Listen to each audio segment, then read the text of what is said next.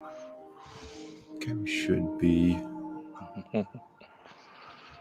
live here. Can you hear the music playing? I can. Okay. Yeah. I mean, I can turn it off or leave it on or whatever. It doesn't bother me if it doesn't come through on the stream, or if you don't want it to come through on the stream, you can turn it, whatever you want. So Kind of wanted it to be a little bit in the background. Okay. All right. So yeah. Hey, everybody that's jumping in now. Gonna give a few minutes for everybody to kind of drop in, but for those of you here already, this is Tim. I don't want to pronounce Northrop. it. Northrop. Okay, that's how I Yeah. would have pronounced it. Yeah. Tim Northrop. Yeah. He is a progressive Christian, evangelical Christian, and we're going to be talking about all kinds of stuff today. I'm looking forward to it.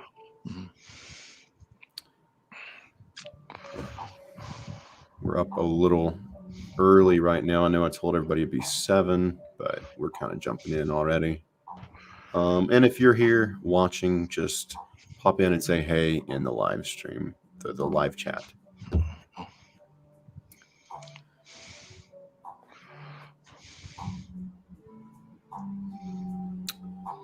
Says we got 2 people watching. That could be me and you. I'm not in the YouTube side of it, so okay. It's me and somebody else. Mm-hmm. So how have you been, Tim? I mean, life is good, and life is itself. I've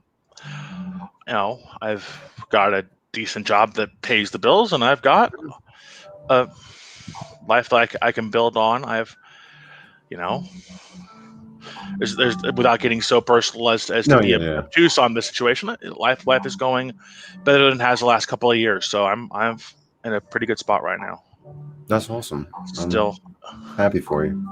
Yeah, it's still rough around the edges, but everything has gradually wrapped up in a couple of personal areas that's made it to where I can afford to spend a few hours on YouTube, kind of meaninglessly chatting with people and having this type of thing. So. No, that's awesome. That's awesome. Mm-hmm. Yeah, no, I mean, I think life's always kind of rough around the edges. I don't know. I feel like we're always waiting for it to, get perfect. But, I think sometimes we might not appreciate that we're living in some, highlights of our life. Just gotta realize there's always going to be other stuff going on, inconveniences, but yeah, just, if we're honest about it, you could die tonight, you could live another 75 years. So do what you can with the day and do the best you can to plan for the future and build the future, but you're never going to have it coming out exactly right. Whether that is just the way things are, or whether that's God, or whether that's your own stupidity or your own genius, kind of doesn't matter. It's always going to be a little different than what you think. And each day is a slightly different mix of beautiful and horrible. And you just need to, I've learned to roll with the punches. I grew up really rough, and, it takes a lot to phase me. And, but at the same time, it's like, it really teaches you to kind of dig down, like, okay, I may just be zoning out watching TV right now, but isn't this amazing? Yeah, I know. I think stuff like that can be underappreciated. Yeah. We got Pure Carbon here. Freaking love Pure Carbon. Are you familiar with his channel? I'm not. He has some of the absolute best videos of anybody in like this little bubble, I guess. He's basically Vsauce. Like, I think that's the easiest way to describe his videos. They're very artistic, with some really interesting concepts being discussed, and I just love them. There's not enough of them, but obviously, he's a real dude. It's not easy to put out content like that quality very frequently. I understand that. Yeah. So we got a few people here now. Okay. Looks like we still might give it till 7 if you want to before we jump into everything. Sure. Yeah. Sure. just kind of vibe here for Oh just a yeah. few more minutes. Yeah. Nothing wrong with that. Nothing Yeah. wrong with that at all.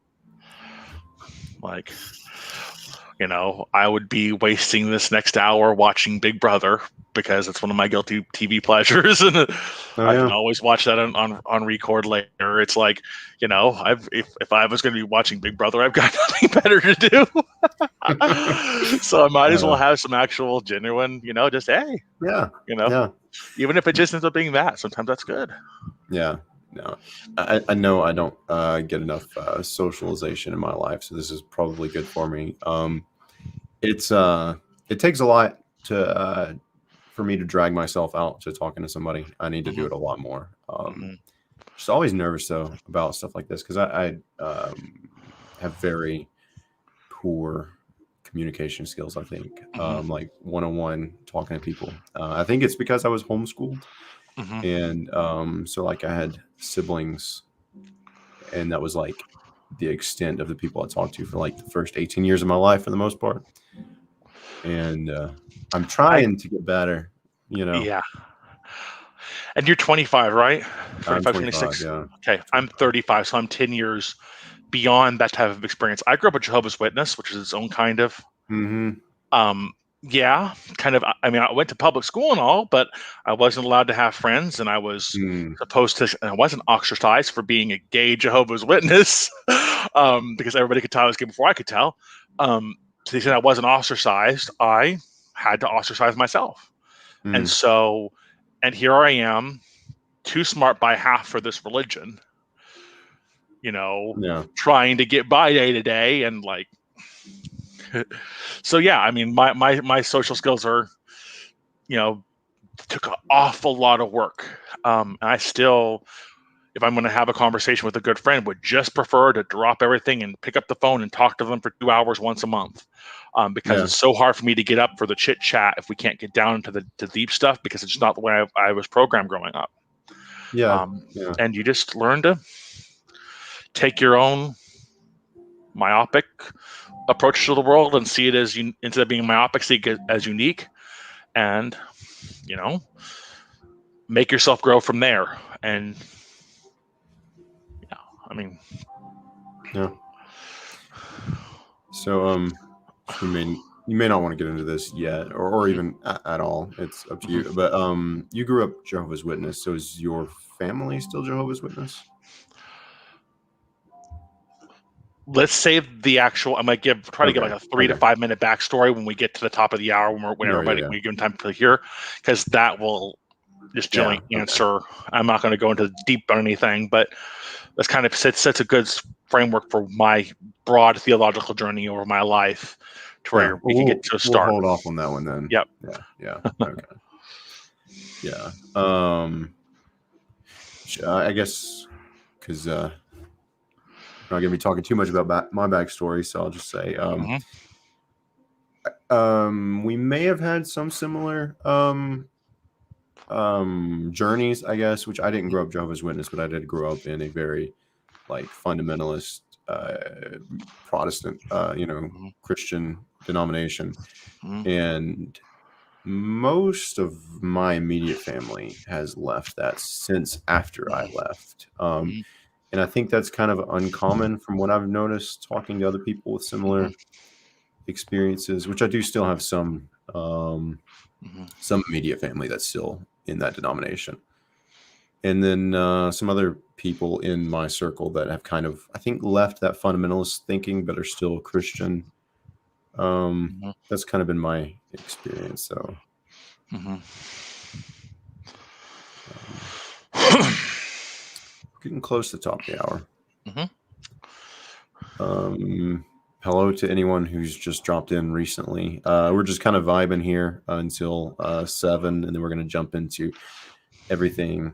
We're going to wade into this conversation. I'm probably not going to use that. We're kind of tiptoeing, or putting our Yeah. toes in from time to time right now, but we'll get knee deep Yeah. at least eventually. And now we've completely exhausted that metaphor, hopefully, for the rest of the night. Yeah. if you're here, just drop in the chat and say hey. So just so we can see what all beautiful faces are hanging around right now.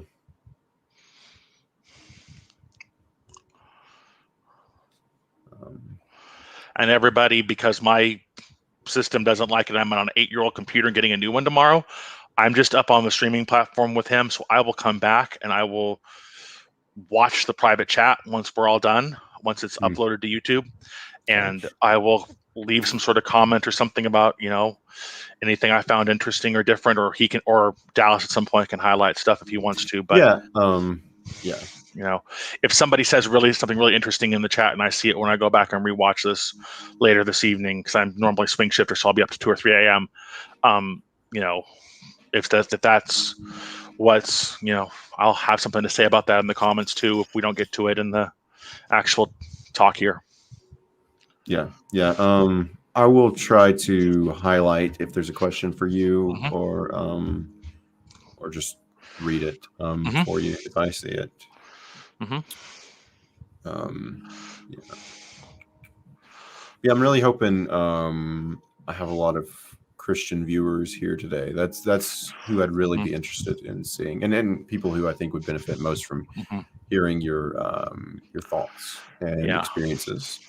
I shared this on my personal Facebook too, which I get a pretty good bit of views from my Facebook from time to time, depending on the topic.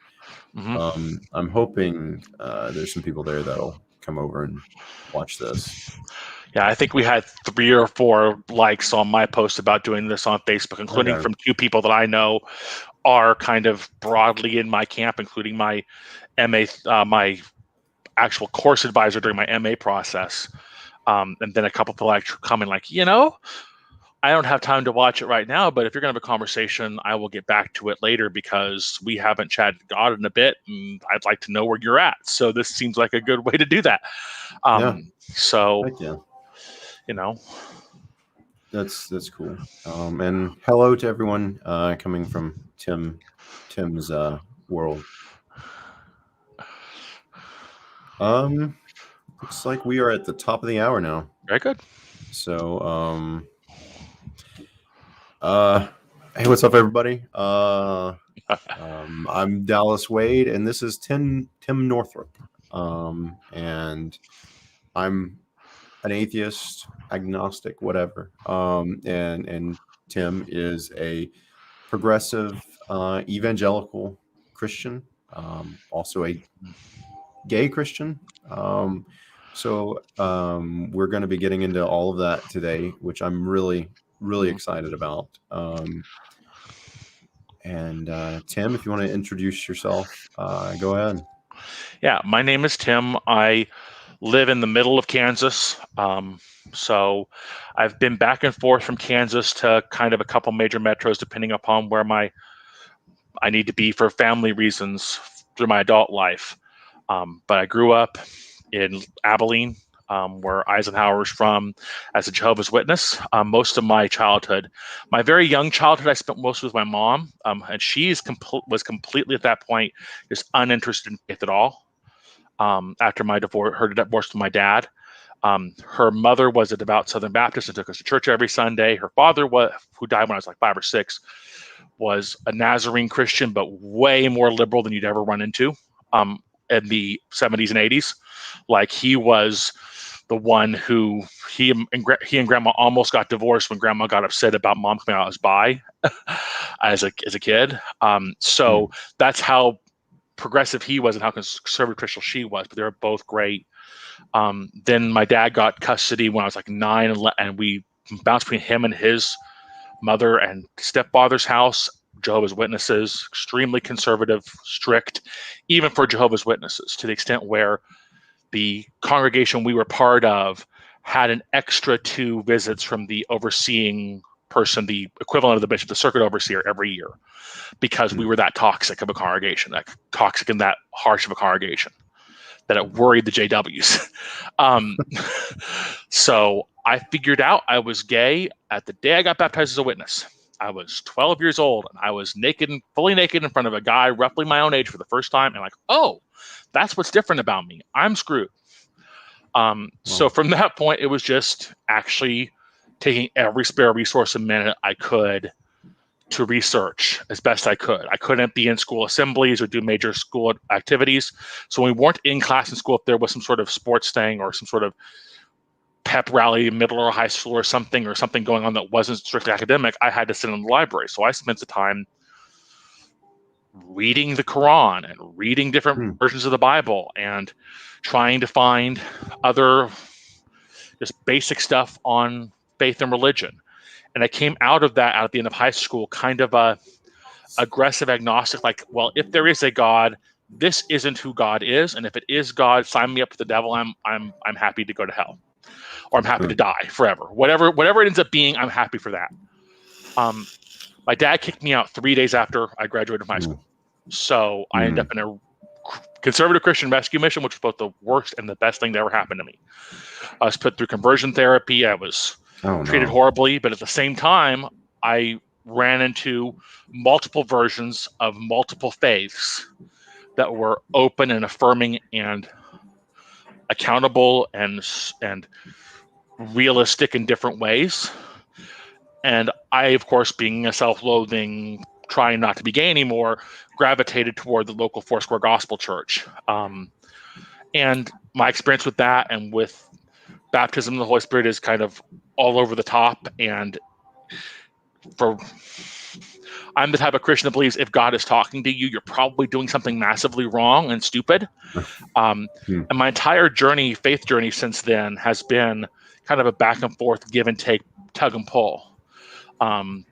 Because I consistently feel like I'm being led to broader and more open-minded things, both by my academic studies. I have a master's in history and a pair of BAs in history and religious philosophy from a state school.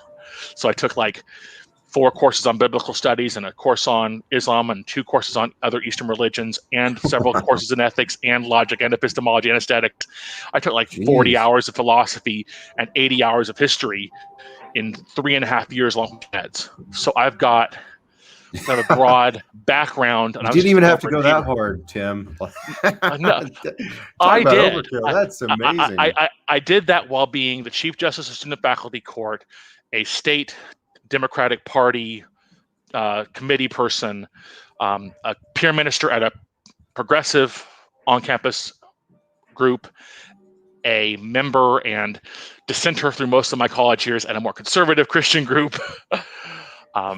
I did it all, and I loved doing it all, and I poured my everything into it because I was only going to be in college once, and it was going to be either 4 or 6 or 8 years, and I was just going to do it. Yeah. And I learned a lot. Did it. And, you did it all right. And I was a couple years late getting to it because I was in the mission for a year, and I found my mom and got situated with my mom so I could get back to college. So I was 21 when I started. I was only 3 years older than everybody else. I was going to do it. I was going to love it. Yeah. And I did. Incredible. And it.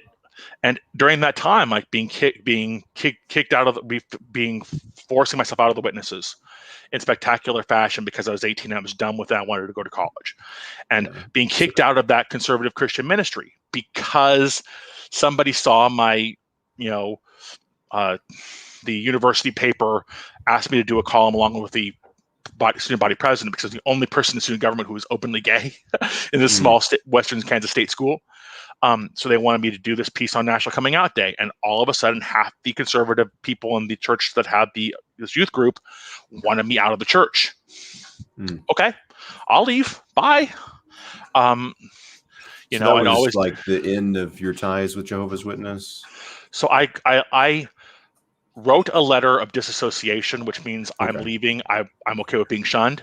Yeah. And mailed it to the day of my high school graduation and graduation party, and then bilked them out like $500, $600 in gifts that night with a gleeful look on my face like, oh, you guys just don't know what I am, how mad you're going to be after this. This is so worth it. Beautiful.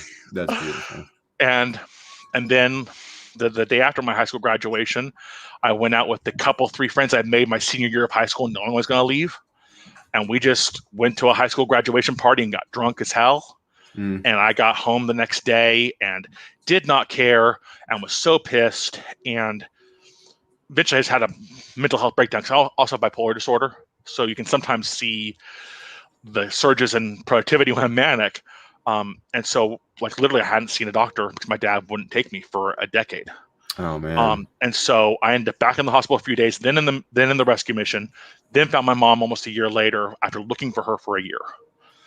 And then kind of just, engaging back and forth. And, most of my theological development was in school, dealing with both the various different, very conservative people who really, really meant what they thought and thought they were doing right by God's word.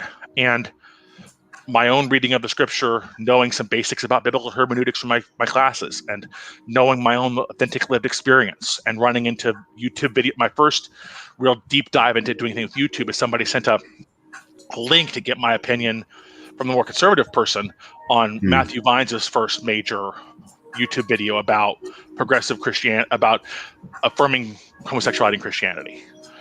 His big talk at the Methodist church he grew up at. So I'd never been on YouTube before that at all to watch anything. And yeah, what year is this kind of take? I was probably my sophomore year of college, of 2008. Okay, 2009. So this is the genesis of YouTube, also. Yeah. Okay. Yeah, I just wanted to kind of put things in perspective there. Yeah, I mean I think that's when that was. Because I know the current one is only it's like 7 or 8 years old. The current version of that's on YouTube. I know it got taken down at one point because of church thing or something. So, but like I might be a little bit wrong about that because no, that's fine. Most of my in-depth stuff is, that's that, and then I see these other people who are talking about these other things, and what was it, 5 or 6 years ago, right when he started, I latch on the Cosmic Skeptics channel and like, okay, here's a atheist I can listen to who's a little younger than me, but seems to know what he's talking about. And slowly from there, I've just kind of built out on top of my academic, just general knowledge about religion and the world and history to kind of test myself and see if there's a reason why I can articulate why I disagree with evidence, both the people who are more conservative than me on the Christian spectrum and people who are non-believers altogether. Yeah. So we can delve more deeply into any individual, theological position. That's called my life story in 10 minutes. Yeah. No. That was very, very insightful. And I think that's a great starting place to get into everything else. Super fascinating life, Kim. Like that's you've done more already than most people who are twice your age. Like that's incredible. Just impressive. And I think I think a lot of Christians will be taking you very seriously. Knowing your background. You're not just some dude who never studied the Bible or anything. Like you know your stuff. You know your stuff. I'm not an expert. I haven't been to seminary, but as an undergrad, I've done as much as you can do without having done that. And because my passions were always multifaceted, I was never going to have a church that was going to accept me as both being speaking in tongues and being gay. That was never going to happen growing up. So I knew that. So I delved deep enough to where I could be really sure of what I believe is the best of my ability. And as long as you do that, I'm happy for you. Wherever you land, as long as you're good to people and you have done the digging, I'm happy. And I'm happy to help people do that too. So yeah. We got one question for you already, and this is from Pure Carbon. He said, I guess my question would be, how can someone be evangelical and progressive? Hey, can I show this? There it is. Yeah. How can someone be evangelical and progressive? These two identities seem contradictory. I suppose it depends on how he defines these two words. So how would you define what you call progressive and evangelical? So evangelical is a very specific theological term to me.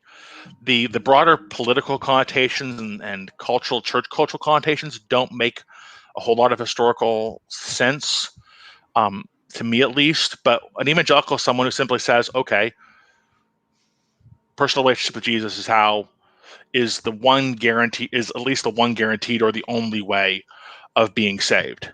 And so you take the whole that whole kind of broad brush, and there's a lot of layers underneath that. But like, I'm convinced, and we can get into this more, but I'm yeah, 50, sure. if just intellectually, I'm 50-50 on the question of God, just intellectually. My personal experience tips me in the fact that there's got to be somebody there.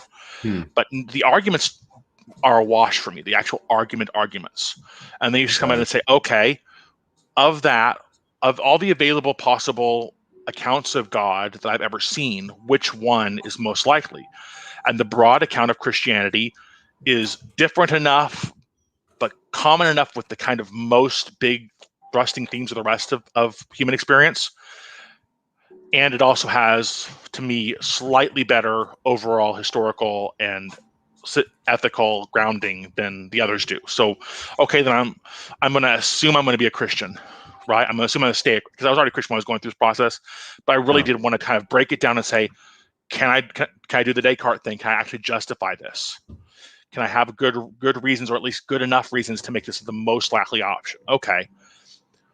What reading of this, given what I know about the biblical text, is correct? And it's all about being born again. It's all Jesus and the New Testament people are all about being born again and living in and building this new covenant. And in the Old Testament, it's about being in your covenant with God.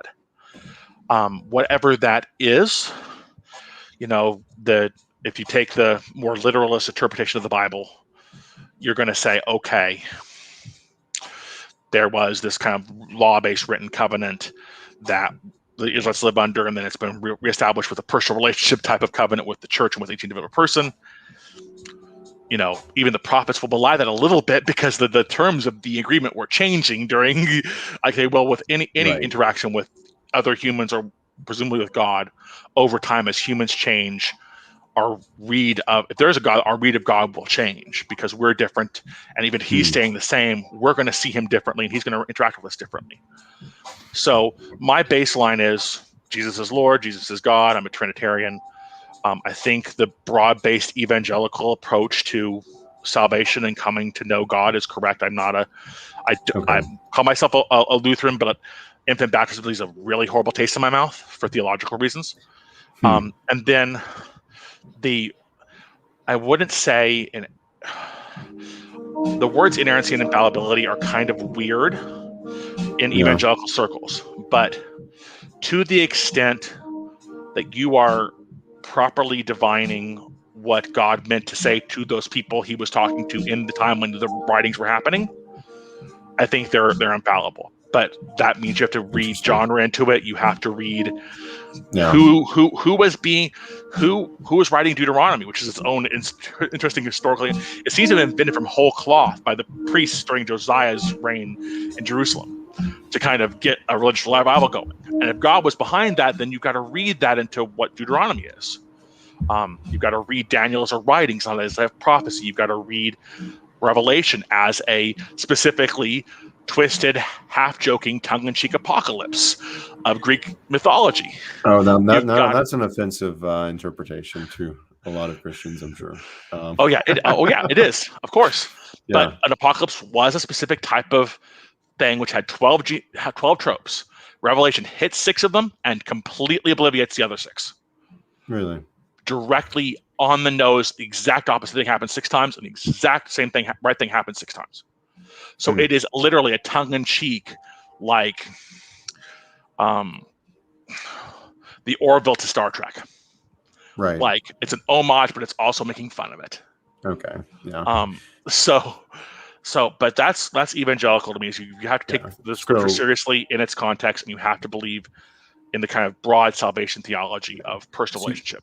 You accept essentially like mere Christianity, like the most basic, simple truth is that Jesus Christ is the Lord and Savior, and everything else is either up for debate or not as important as that. Is kind of an encapsulated of yours. Yeah, I've read Mere Christianity. I can quibble with some of the small details.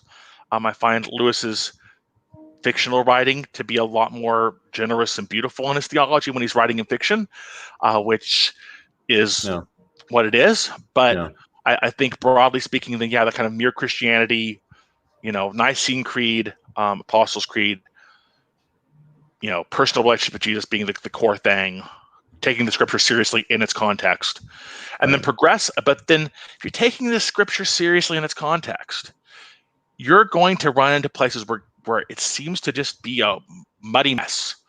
Yeah. And where it's not speaking to things today. A like nomadic, Leviticus. a nomadic tribe's priestly cleanliness regulations maybe can tell us a little bit of something, but not a whole lot about our current life. And you also look at some of the background history of Leviticus, like it looks like it was edited to be from, brother on brother incest is no good. Like, no, we're really puritanical now. We need to actually say that all male incest is no good. All male sex is no good. All homosexual sex is no good. Genesis, the Sodom and Gomorrah story is, as Jesus and as the prophets say, about their vanity and about their lack of quality. And they were going to rape these guys because they weren't from there. And sure, that's gay sex, but it's not anything near what we experience today.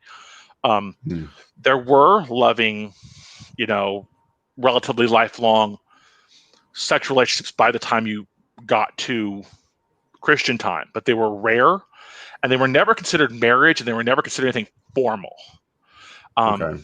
And so most same-sex sex was pederasty, temple prostitution, kind of weird master-servant or soldier-slave type stuff, or literally just we go to a temple and we have sex as a form of worship, both of which would have definitely offended somebody like Paul, who is the only one who talks about it in the New Testament, and is also the former Pharisee, the former conservative Pharisee by his own admission.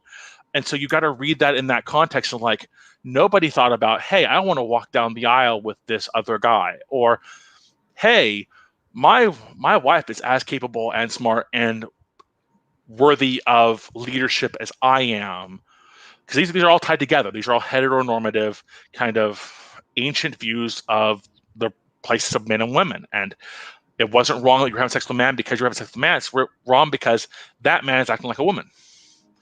And so if you're going to accept kind of broad-based equality of the sexes, which is where the Bible seems to be shading itself to if it never comes out to say it, it's growing more and more. Like Lydia is the person who runs the church in Rome, a woman. Okay. So cool. There are a few little things around the edges where you see the early church saying, yeah, we have a really high place for Jesus' mother, and we have a really high place for qualified, capable women who have spiritual gifts. And we hold women who are doing wrong just as accountable as we do their husbands. Both the husband and wife walking in to lie to the apostles and dying on the spot. And, that you can read, and this is like my professor, like the Bible gets narrower and narrower to get to Jesus. It goes from the entire world to, Abraham, Isaac, Jacob, to David, to Jesus. It's like narrowing down on one person who can then break it all back open and bring grace to the world. And that's the frame from which I come at Scripture. And again, I may be wrong, but it's what is authentic to both what I know about the Bible, what I know about human nature, and what I know about my own experience. It makes sense. And then you brought take care of the widows and orphans, and house the stranger. Weren't you Israel also slaves in another land? Take care of these people who are among you. Why are you? Malachi's all about, why are you guys divorcing your wives and marrying younger women? You complete idiots and fools. Don't you love your wives more than that? And don't you think that I care about your wives and I see this and I'm going to take vengeance upon you for it? That's the entire book of Malachi. So you get this kind of sense of God as caring for the least of these. Jesus' whole sheep and goat thing is, who took care of the least of these? And they don't even know they had. So my theology would actually say that that's the paramount thing. Like, sure, you get to Jesus this way, but you may or may not ever know that you got to Jesus. There are some people I know who would never talk about having a personal relationship with God, who are Catholic or just mainline Protestant. Like, that doesn't make any sense. But they live their lives in such a way like, I know Jesus is working there. Hmm. There are Yeah. people who are avowed non-believers, and I'm like, look, with what you do in your life, if there is any justice in this world, if God is a God worth worshiping, I'm going to see you in heaven and not those guys over there who are screaming fire and brimstone. Yeah. Um, I would hope that's how it works out if you were right on all of this. yeah, Um, I think I don't want to interrupt you. yeah. I I think kind of getting to that kind of no. rough stopping point. I'm progressive Um, because and you need to really read God's intention for our interaction with the world. So I'm politically and socially progressive because of that, and because of the conservative strains. They're there, and you have to acknowledge them. You have to hold yourself to a high standard. But at the same time, you know, I see conservative readings as conservatives are good to press the brakes and slow us down to where we don't barrel over a cliff, mm, theologically or politically or socially. But they're almost never right in of themselves. okay. So, I think from my experience, I grew up in a super conservative Christian denomination, and that's what I'm most familiar with. mhm, And as interesting as it is to compare Jesus's teachings, to the Old Testament stuff, and it makes it look very clear that like, oh, the New Testament is far more progressive, and Jesus, in fact, was. But most of these conservative rules and laws and practices that I mhm, see in Christians that I grew up with, mhm, it's not coming from the Old Testament, but it's not coming from Jesus. It's coming from Paul. mhm, So, what is your take on Paul? Because Paul does have a lot of teachings where he talks about how women are to wear coverings and women are to be silent in the church. mhm, What do you think about Paul? Where does Paul come into progressive Christianity? Because you do have to deal with not just Jesus, but also mhm. Paul. One, fewer of the books that are supposedly written by Paul are um, by any people. There are like 13 or 14 books attributed to Paul. Most Hmm. scholars believe it's 7 or 8 that are actually him. So there is that where we just don't know who the author is for some of this Yeah. stuff. But most of the most conservative stuff we do know is Paul. Again, take Paul in context. Take who Paul is as he encounters God and as he goes out and tries to spread this word of this Jesus whom he reviled and hated and never encountered in real life, but all of a sudden came to him, right? You've got Paul, who is a trained Pharisee, who is a privileged Roman citizen, who is nonetheless going around as a missionary, spreading this new faith to all of these people all over the Greco-Roman world. Mm. And he is trying to do, I think, 3 or 4 things at once. He's trying to confront the Jews and show them that there's a new way. He's trying to convert non-Jews to Christianity for the first time, to this new Right. Christianity and therefore to Judaism, which was not something Jews ever did. But he Right. definitely thought of Christianity as a form of Judaism. So he's trying to convert non-Jews to Judaism, which requires a certain kind of sort of song and dance. He says, I really shouldn't be circumcising Timothy, but I'll do it to placate the Jewish people and to show that there's a difference here between Jews and Gentiles and that there's a standard to live up to, right? So there's that. There is there's the world in which he's talking about, right? You can't, you know, except for in some very, very narrow contexts, but lift up women too far or affirm homosexuality or any of that in that context because of the cultural context it's in, right? It's viscerally disgusting, I think, both to him and Mm. to the culture he's in, for a man to debase himself that way, or for a woman to take a man's position. And so he's bringing that baggage with him. And yet Mm. at the same time, he's calling out these important, strong, leading women in these churches where he's just had to deal with the fact that, and it's, he's just had to deal with the fact that these women and their husbands in some cases, but because he doesn't list their husband, these women are people worth calling out as being servants of God in their own right with their own gifts. And I'm not comfortable about that. I'm going to tell women to shut up in general. But in Ephesus, I'm going to call these 2 women with their husbands, and I'm going to talk about the leader of the church in Rome as I prepared to go to Rome being this woman. And I don't think he agreed with it, but he saw the results and he knew who was the leader. And he just like, okay, I'm not comfortable with it. And that's how I read Paul as a human in this kind of this mixed bag we get of him. So you've got a person who's conservative even for his culture, trying to make Christianity palatable to the entire culture, trying to do something that's never been done before with Judaism. Yeah. And trying to wrestle with his own kind of myopic view of the world because he knows God's doing things that he can't, that he doesn't think God should do. And so he's trying to wrestle with that. And then you take what he says, and you say, okay, what he says about husbands and wives' relationship with each other, how can we take the spirit of that, which seems to be mutuality and mutual care and responsibility, and it's all gendered and weird in its own cultural way, but what's the ethical thrust of that? What type of person is Paul trying to encourage people to be? And that's my main thing in general. What is Isaiah here trying to get these people that he's talking to about God's upcoming judgment of them to do? What is he trying to make them think?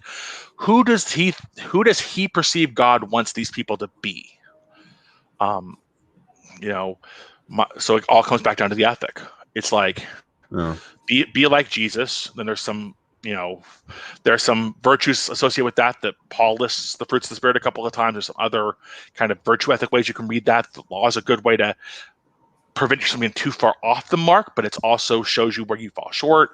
So the Bible's kind of this weird hodgepodge of trying to get people to be better people and to be more like the divine being and be more in communion with this. Yeah. I think Paul's a hard spot because he knows what he's talking about and he knows what he thinks. He also is conflicted about where things are not going the way he thinks they should, and he's trying to do things he can't do, and he's bound where he's bound. Yeah. From my outside point of view, it seems like I think the Bible would have been better if they had have left that out, like all of Paul's stuff. And maybe he was like super important and stuff in the church, but like getting it started. But it still seems like he hurts Christianity in the long run, because I think he does take away, just from my outside perspective, it seems like he does take away from a lot of Jesus's teachings. And it seems like the conclusion of the Bible would have been, be like Jesus, if it had stopped with Jesus, but it didn't. It just like keeps going. And then there's Paul, and maybe he was saying stuff that was relevant at the time. It doesn't seem very relevant now, and it seems odd that it's in the Bible, if the Bible is this inspired divine book. It I can see where you're coming from. For every Romans 1, there's a Romans 10 or 11 where it talks about God's grace and grafting on people and how much God wants you to be part of the family. For every 1 Corinthians 6, where he talks about all these types of sinful people, and he throws in a couple of, most of them everybody would agree is just, these are just bad behaviors, because broadly speaking, these are sociologically bad things you don't be able to do, and some of them don't make any sense, like idol worshiper. Okay, whatever. We can define that in a way that makes it make sense now, but it was speaking to a specific context. And there's a couple of things, and they're just sound wrong because our human lived experience and our knowledge about ourselves have changed. But for every one of those, you get I forget where it is in 2 Corinthians, where like in 1 Corinthians it says, this guy's sleeping with his dead father's wife. Bye, get rid of him.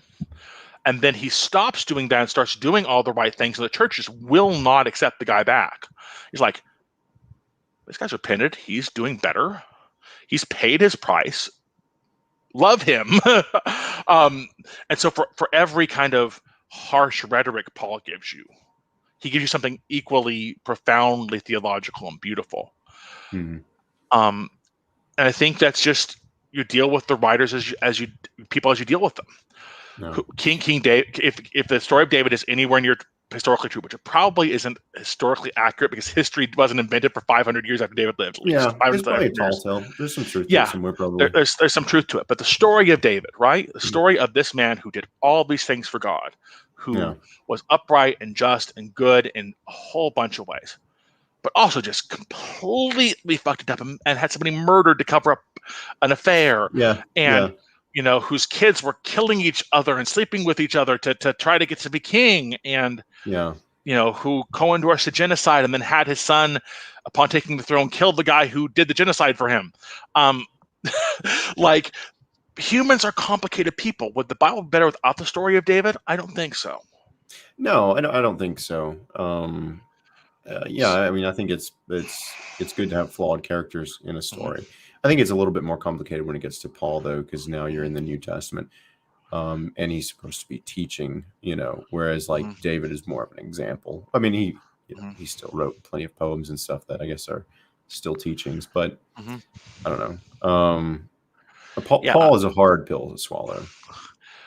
yeah. I mean, it's the hardest. It's the hardest part of the Bible to square with a modern view of Yeah. the world, and I'll grant that it just Do is. you do you think in your worldview was Paul divinely inspired when he was saying all this stuff? Was that like was he just streaming God's wisdom, or It's never that simple.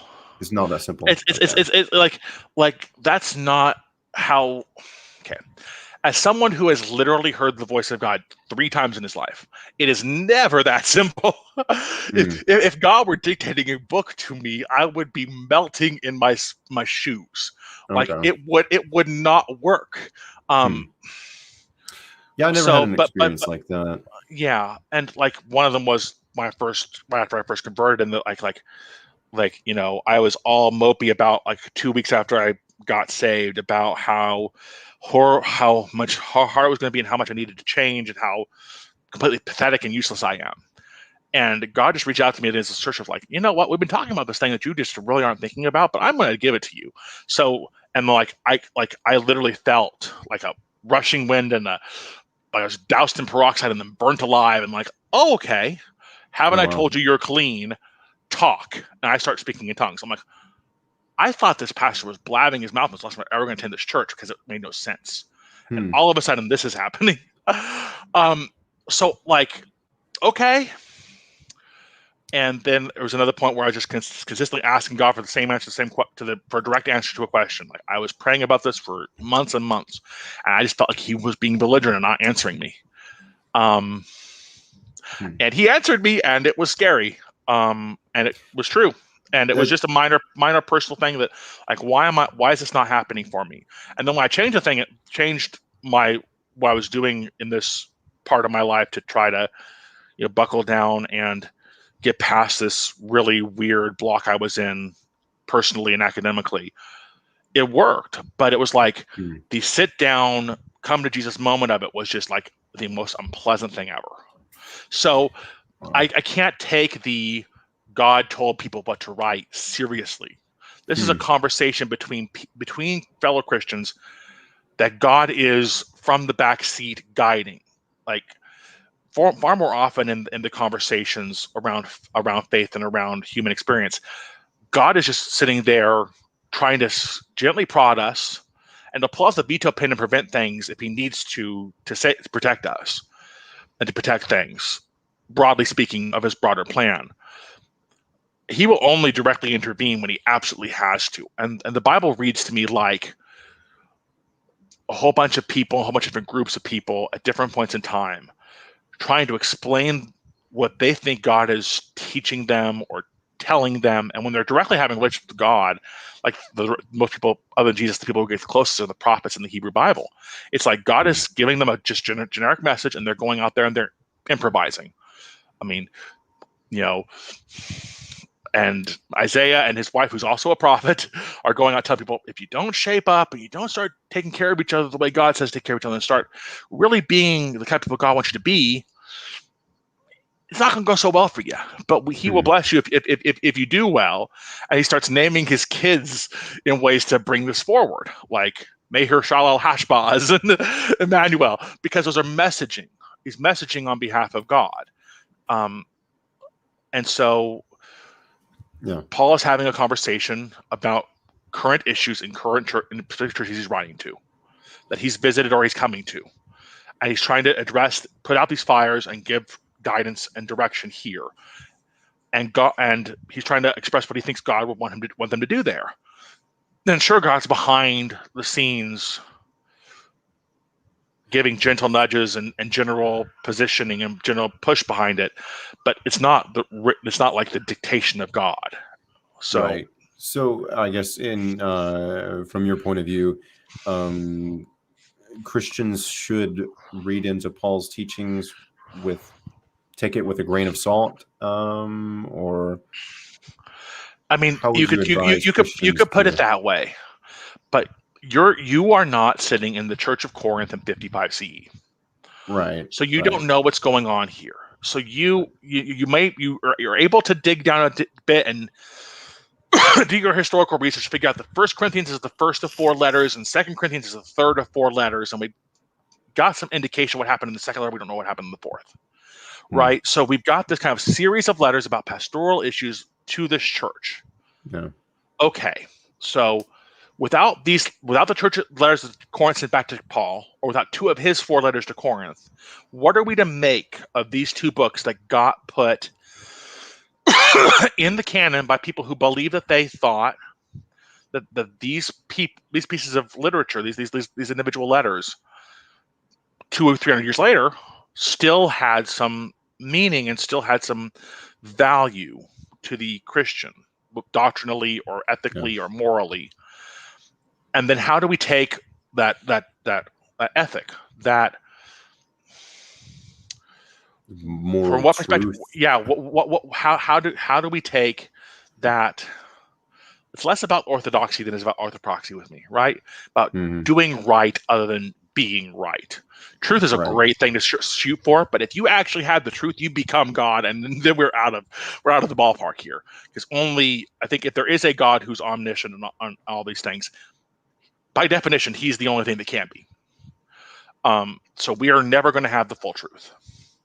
okay, And so, but we can be pretty damn close to being the right people and doing the right thing.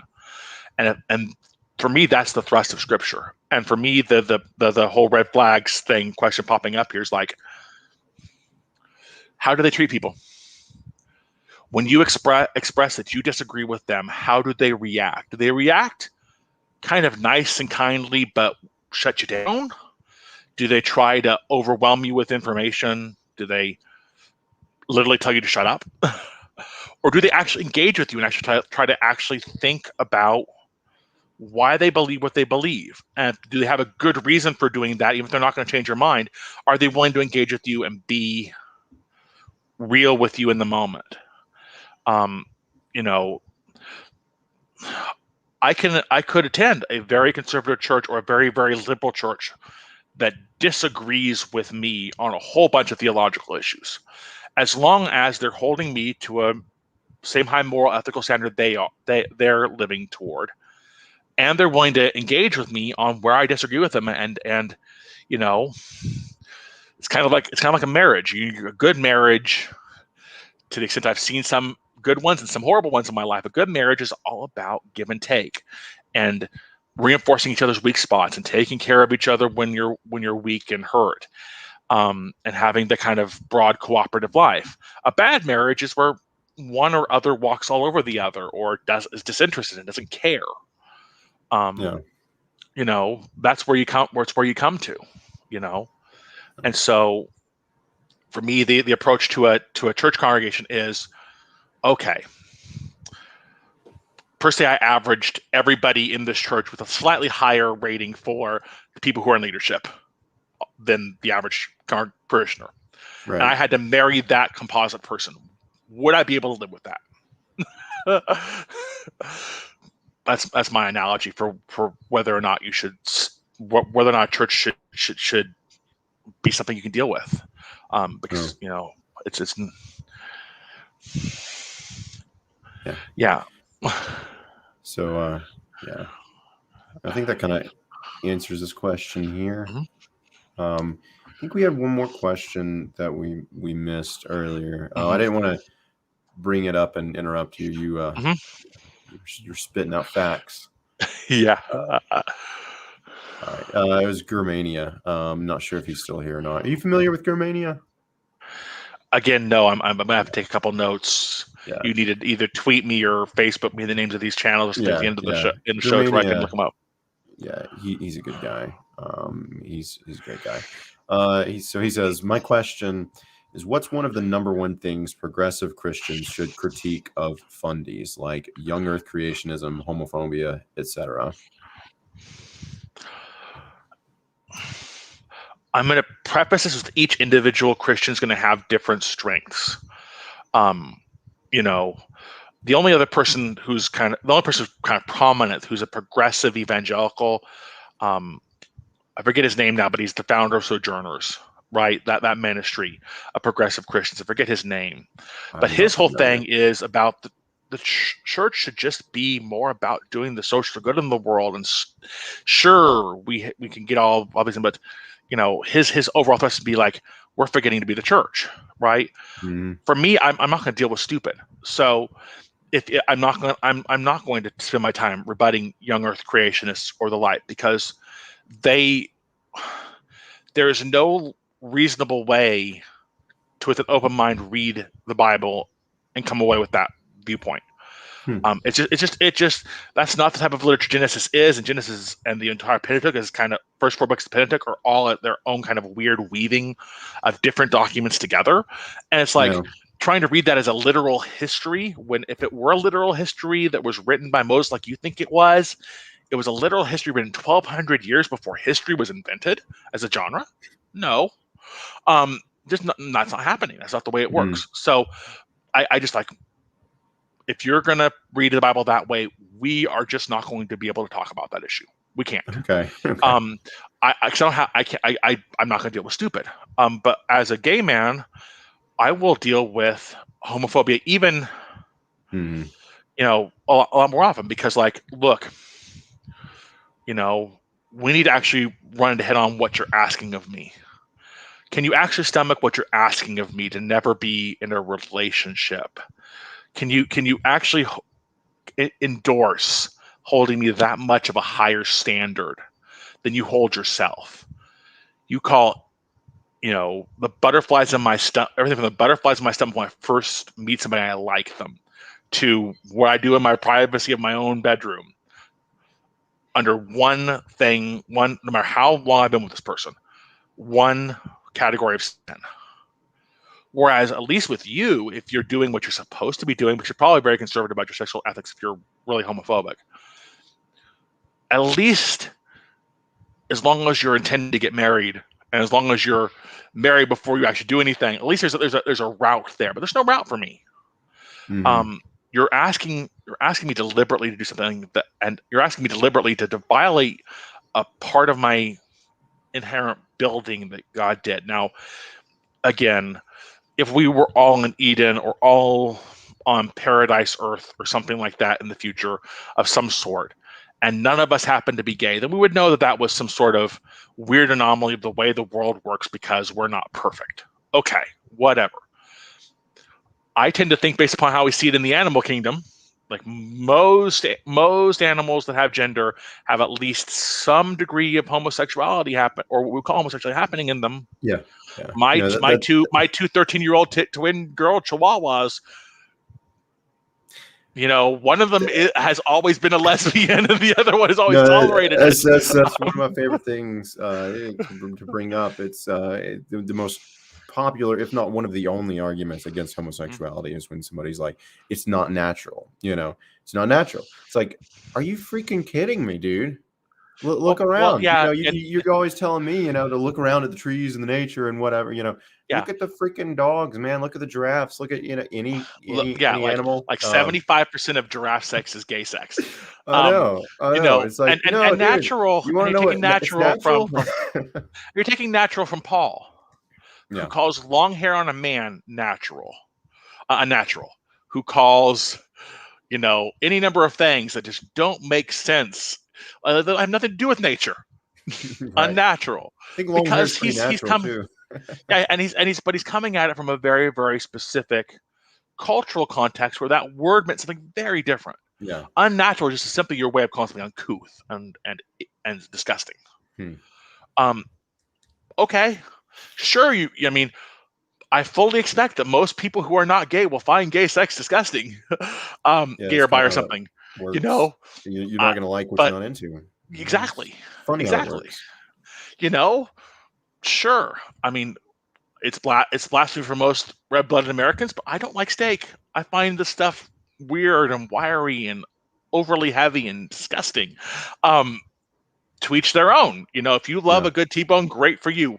And again, if you bring my broader social ethic into it with empowering women, and there's some of this in the Code of Hammurabi, the kind of earlier stuff as well, where women had some rights and some approach before the Old Testament was written. But like the Old Testament tends to treat women relatively well for moral codes of the time, and tends to value their humanity at least somewhat. Yeah. And the Christian church does it more.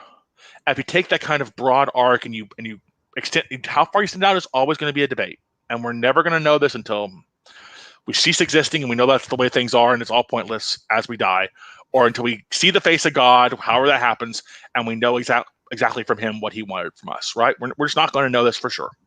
Yeah. So, but if I take it for granted that my sister can be the pastor of a church that's so conservative and they offered me an apartment for like $300 a month. And I'm like, I just can't give you guys $300 a month because you're so conservative and so, ugh.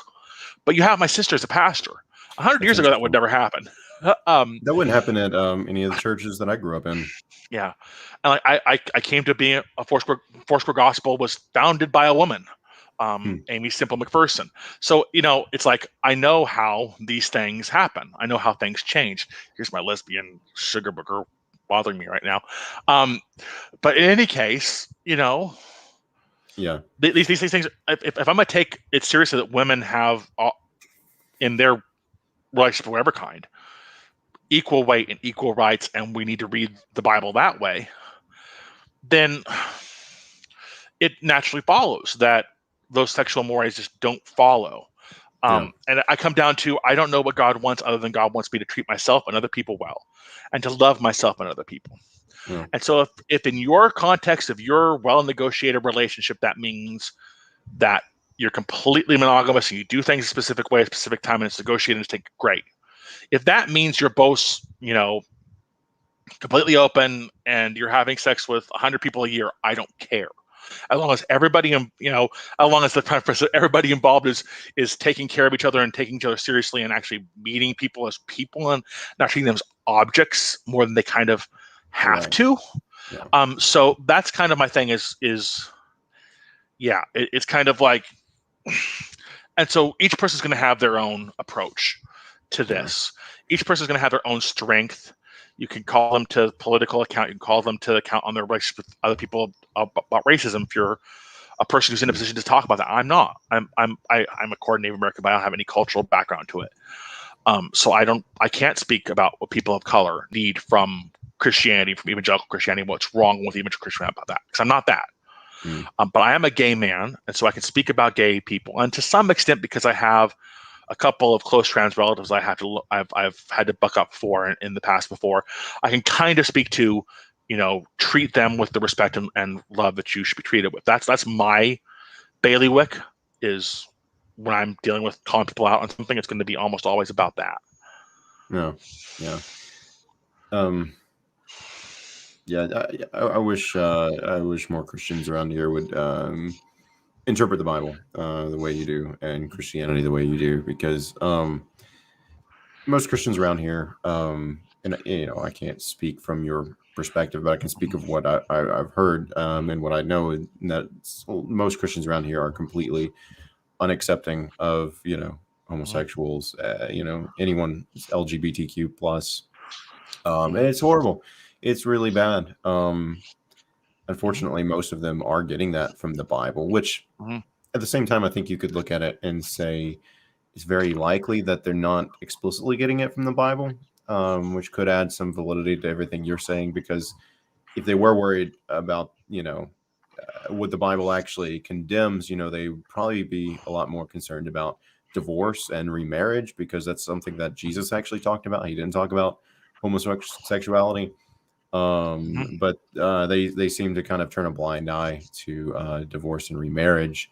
I don't have a problem with it, but it is condemned by Jesus in the Bible. But seems like half of the Christians I know that are married have been divorced at some point. So Yeah. Maybe they're not getting this homophobia from the Bible. Maybe they really are getting it just from some bigoted culture. Yeah. I mean, it's partially just ick. I don't like that. And that's partially I grew up in a culture that doesn't like that and thinks that that's wrong and immoral. No. Oh, and by the way, I've had my Bible here that tells me that because I've been taught to read it that way, and Yeah. or even just naturally read it because it's cultural osmosis, which is why Mhm. I really, I wish more people would just, and I get it, people have busy lives, and people are not as, in general, as tuned into politics, religion, and history as I am. Yeah. That is Yeah. okay most of the Yeah. time, but the world would really benefit from everybody just digging in and reading some low-level scholarship on this and listening to other voices and just at least checking themselves and seeing, Yeah. okay, these other ideas exist here. And a lot of more conservative Christians run into that when they have a gay son or daughter or niece or nephew or trans sibling or something. It's like, oh, I actually have to think about that now. Yeah. Oh man, I have to think about that. And then Yeah. some of them never come around, but most eventually come around to some sort of affirming position because that's human nature. That's and good. like and like my part of the country I live in has a good smattering of those evangelicals because Kansas is still conservative red state America, but it also has that kind of direct integral push pull that's going on in the Catholic Church. And like the Methodist Church in the United Methodist Church is going to break apart in a couple of years because of this. Like they've got a process in plan. Yeah. And the Presbyterian Church did so a decade ago over Mm. theological issues of these sorts, breaking into two churches because they just couldn't reconcile themselves that way. And that was at some points when you just can't talk to each other anymore within the same body, you have to admit that there's a chasm before you can start building the bridge back. And that's what I hope happens in those kind of more mainline denominations. And I Yeah. think eventually that same process is going to play itself out in the more conservative denominations, because even in Alabama, where you're at, right, it may be that I don't know the stats in front of me, but like even if a majority of young Christians there don't approve of homosexuality, it's a lot smaller majority than it was a decade ago, which is a lot smaller than it was a No. decade before that. Yeah. Things are changing, and like in my part of the country, even of evangelicals that I talk to, it's like, yeah, we kind of sort of just have to hold our nose on that. We really don't like it, or we just this is something I disagree with the church about. And in 10, 20 years, when millennials and Gen X's and Gen Z's are starting to run the churches, there's going to be a real accounting of that Yeah. eventually, and the bridge is going to start getting built again. I, Will that I be too late for Christianity and the culture? Probably. As eh, a cultural matter, probably, hopefully. Maybe the church can start being the church again and start measuring people's spiritual and physical needs and stop being so cultural and political. yeah. No, I think that is what's going to happen, for sure. And as small of the changes as it is here in Alabama, it is something I'm seeing Mhm. happening, even with young conservative Christians. They're a lot more accepting of the LGBTQ. I think almost anyone probably under the age of 30 has a gay friend or someone, and they're Mhm. being, no matter how Christian conservative they are, they're being forced to be like, oh wow, I can understand, what this person's going through. It's not what I was taught, in Mhm. church or, wherever. And yeah, that's just inevitably going to lead to Mhm. it being an issue that's not just going to be sidelined, Mhm. can't be ignored in 20 years. Yeah, And that'll be and interesting to there see. and there will always be people who believe that it's a sin, and I'm okay if you think it's a sin, I'm not as okay long as with you're it. not trying to change me, if you're not trying to silence me. And Yeah. I'm not going to try to change or silence you. At some point, if being gay means you don't get fired, you don't get denied housing, and you can have and you're treated and coming out is no longer a big thing, the occasional person who won't bake a cake for a gay wedding will not be that big of a deal for most gay people. Um, it already Yeah. isn't for most gay people. It's like, okay, I just won't. Good to know. I will never I come just back to won't the go to store that again. bakery. Yeah. Never again. Yeah. And for the few that feel like it's a point of privilege or pride that they need to, that will become less and less of a thing, and will become and we can become more respectful if we give ourselves some distance and if we are otherwise not being attacked. Yeah. Like, I hear this from some similar shades of this that I can engage with this again from people who are talking about police stuff with racial violence. It's like, give us 20 years of not being unjustly attacked, and we might start warming up to you guys. But you spent, all this time doing these evil things to us, and it's getting slightly better, but it's nowhere near good enough yet for us to trust you. And that's going to be the song and dance. That's the song. That's the song and dance of human history. Yeah. Let's see. I was going to ask you some questions about Kansas, actually, like what that Christian climate is like there, because I'm not familiar with Kansas at all. What is kind of the you said it's mostly conservative? Yeah, I mean, Kansas is definitely a deep red state. It is. Okay. But it's not so red as you might think. Yeah. Biden won 6 counties total, but Clinton won 3. But the problem with that is like it was like almost 60-40, which is red, but not so deep red as you would think. It has a very It's not Alabama red. Yeah, its political history is essentially a 3-party state history. You've got Democrats, moderate Republicans, and conservative Republicans. And our last 4 governors have been a moderate Republican in Bill Graves, about full terms.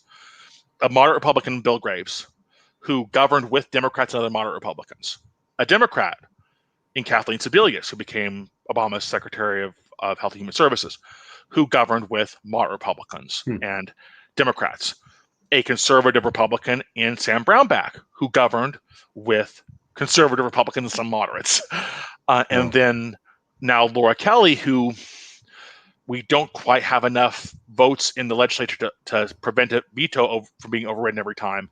So she's actually pretty much just trying to run the state's government, and the Republicans are running the legislative agenda, period. But if things change a little bit, if she gets reelected and a couple seats flip in each house, then she'll probably end up running another moderate Republicans, Democrats administration. And you kind of see that in the church too. You see that like in Western Kansas, where I went to school in Hayes, it's mostly a Volga German Catholic culture. There is a decent smattering of people who came from other parts of Europe.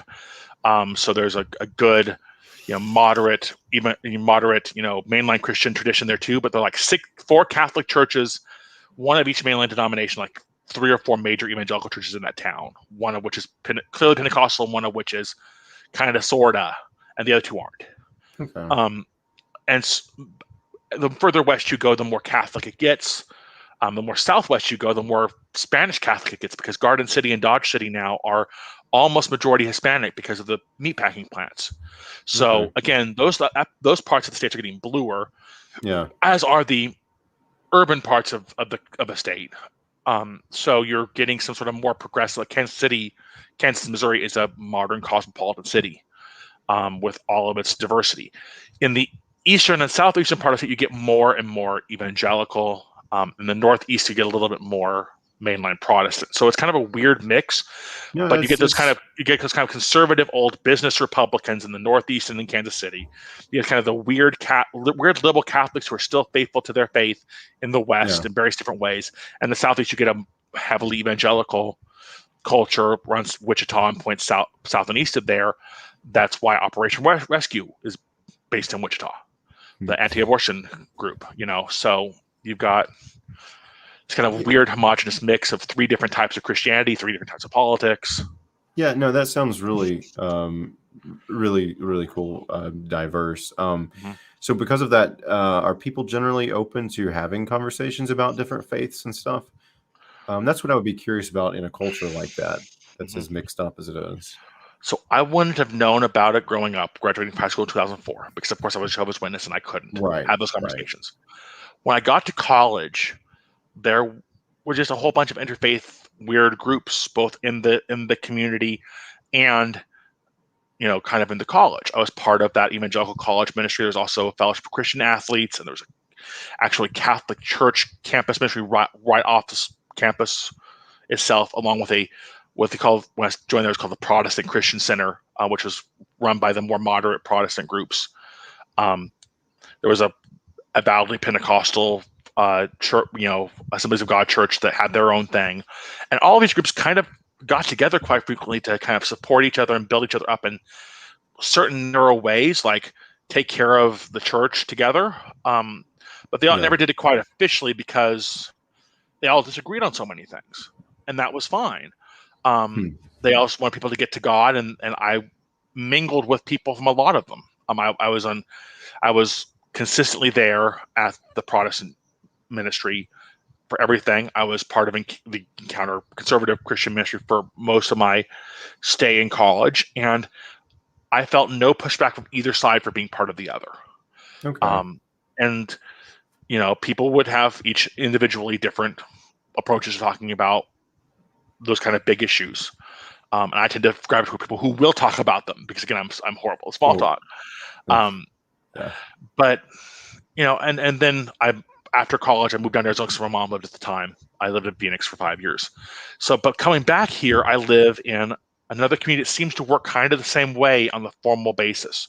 Like, my sister is an associate pastor of this extremely conservative church, but she's on the board of the local ministerial alliance, and the ministerial alliance, all these things together. All these pastors meet all the time together to discuss common issues about how they can help people in the community and how they can be effective in their different ways at being there for people.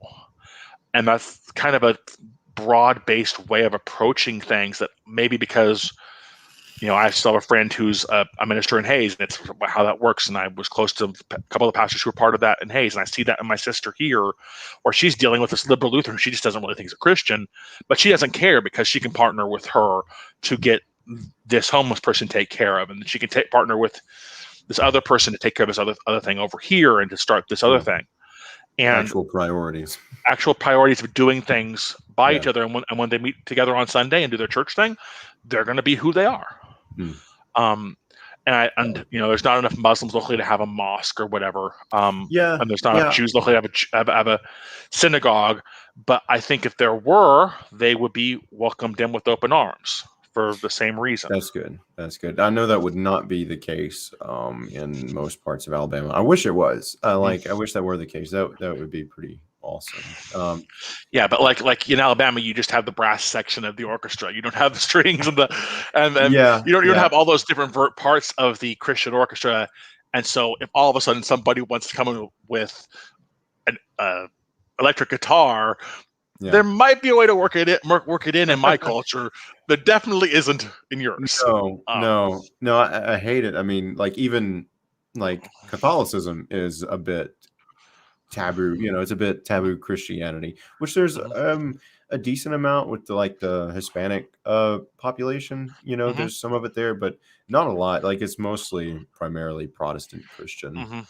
And generally Southern Baptist and those types of denominations. So not even the more interesting.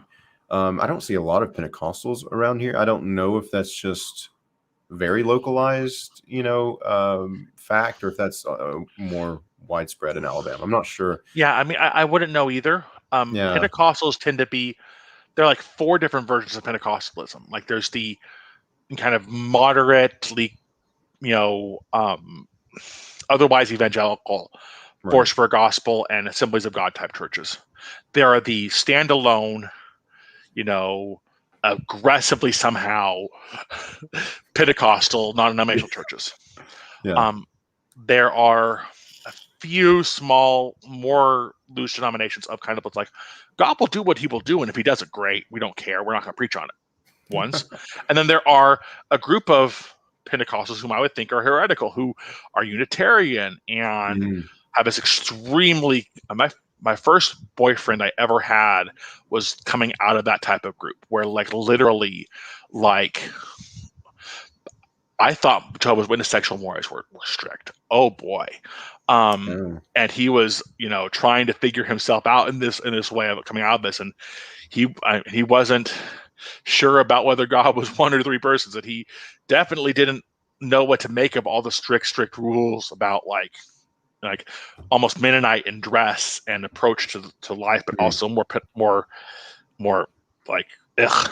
And it was just like, it was too much. It was way too much for me as a 19-year-old guy who was just Well, figuring stuff yeah, out after, if somebody if coming from a conservative Jehovah's Witness background thought that his sexual mores sounded restrictive and backward and horrible, I've seen yeah, that too. yeah. So, I know some people like that. I've actually got an aunt and uncle who they are the closest thing they don't have a label, but the closest thing you could relate them to would be Anabaptists. mhm, Now they started out in the same denomination that I was mhm, in, which is the Church of Christ.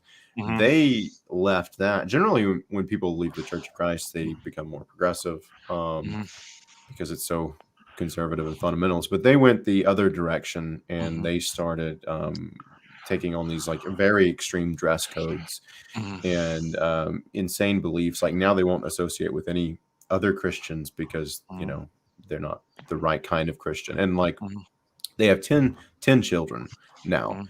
They don't believe in any kind of birth control So whatsoever. yes, it's Uh, something quite near the Duggar's quiverful type of yeah, theology. yeah, yeah. They're very Yeah. similar to the Mennonites and that sort of thing. But they are the girls are completely covered. Like, you can see their face and their hands, and that's it. Hmm. Um, but yeah, so there's not a lot of that around here though. But I am a little bit personally acquainted with some of it. Yeah. That's insane. It's just insane. Oh yeah. Oh yeah. I mean, and there's different types of insane, right? Because that's just like really personally restrictive, and there's kind of always kind of like have as many children as God will give you, and Yeah, don't plan or think.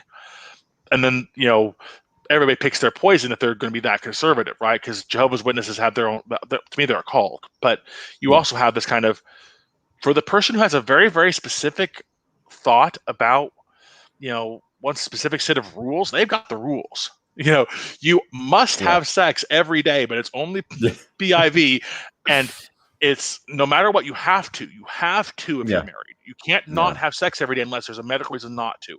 Oh, by the way, yeah, pregnancy is a medical reason not to. So once your wife's pregnant, you can just not ever. It's like you really expect people to live up to this. You really expect people to literally do this, but they don't care about birth control. They don't yeah. care about anything short of abortion. They don't care about. No. But it's like, but you better find time every. I'm like, okay, like you know. Oh man. No. But again, if you're going to be in for some types of people, again, and these people are generally people I'm not going to try to reach. I'm not going to try to reach other current Jehovah's Witnesses. Mhm. Um, because again, it's like I've spent too much of my life trying to get out of that hell. So No, yeah, if you're willing to engage with me and open up, and you're not, if you're not searching for some sort of patented answer with an authoritarian spin, I can probably talk to you. But if you're looking for that in some way, shape, or form, no. no, yeah, I don't blame you at all for not talking to them. I'd be nervous too. I'd be nervous to talk to Jehovah's Witness people. Mm, I think I knew one. No, I think he was Mormon. There was this one kid I knew.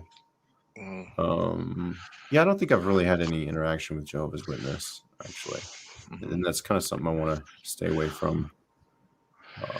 I don't like the It- culty stuff. I really don't yeah. like getting involved with that. Mhm. I don't know what kind of powers they have. It's. I mean, Influence. Telltale Atheist was a Yeah, witness as his YouTube channel. Lloyd yeah, Evans. I mean, if you care about that, figuring out what that crazy is, by yeah. all means, I've from two different enjoyed very different people. I've enjoyed watching some of his videos where he talks about the Jehovah's Witness stuff. Yeah. He actually has a video on the Church of Christ, which I found not too long ago. That was pretty cool. I don't see too many people talk about that. Mhm. Um, Yeah. And I'm all for people, you know, again, finding their niche. And for him, it's like, you know, that's the way he's like, this is bleeped up, and let me show you why this is inhumane and then culty. yeah, yeah, Um, Again, I mean, I'm familiar enough with him to know that he does the work and to enjoy a little bit of what he does. But he's not my cup of tea. But I appreciate that he's there. And yeah, you yeah, for know, sure. and so you know, again, I'm not gonna go out and do what he or mentally diseased or Lord Evans are doing, because I just wouldn't have the grace and kindness to do it. Mm. I am much more about, shaking my other fellow Christians up who are more conservative than me usually, and saying, "Hey, maybe we don't know as much as we think we do, and maybe just maybe you should think about people like me." And that's where my Absolutely. sweet spot is, building from relationship and saying, "Hey, let's think about this." Um, Yeah. so I would love to start a YouTube channel to fill this void, but I don't feel like I'm the person who can do it, because I need the relationship with the individual person first. Unless I'm having a just kind of free form conversation. Yeah. Um, Who do you think are some Christians that represent your beliefs or position, whatever you want to call it, worldview? What are some Christians you think represent it best that other Christians should go listen to if they're not going to be listening to you?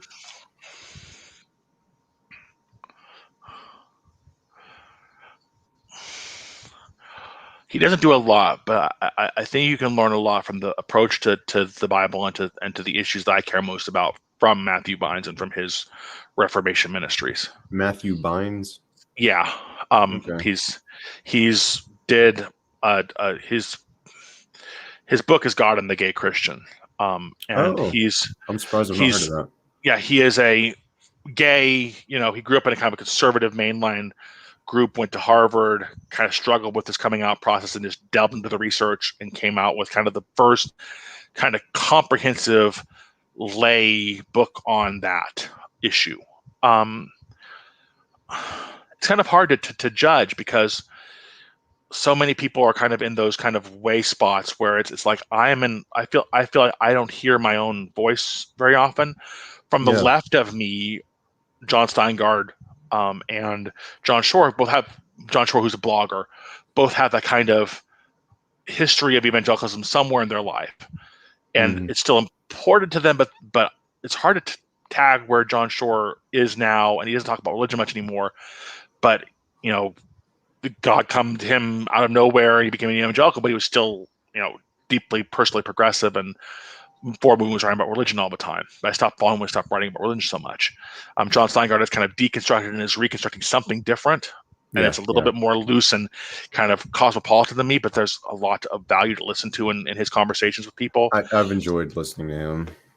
To the right of me, I actually think that people like Capturing Christianity and Sean McDowell, even though I thoroughly disagree with them, are doing things Do not are like capturing Christianity. yeah, and again, it's going to be a matter of who's your cup of tea and who's the kind of Yeah. person Yeah. you can engage with. His type of content. It's like, okay, I definitely disagree with you. I definitely don't think you're right, Yeah. but you're at least. I know people like him. I know people like him who Right. try to engage with me and learn from me and who I learn from in my personal life, and that's what I'm looking for from people. Mm-hmm. Um, again, let me just do a quick look. No. Yeah. Yeah. Sounds like Journers is, it's like, the what whole like joe.net is their website. They're like a evangelical, and they're still more conservative than me, but they have their head and their heart in the right place as the church goes. I think Jim Wallace.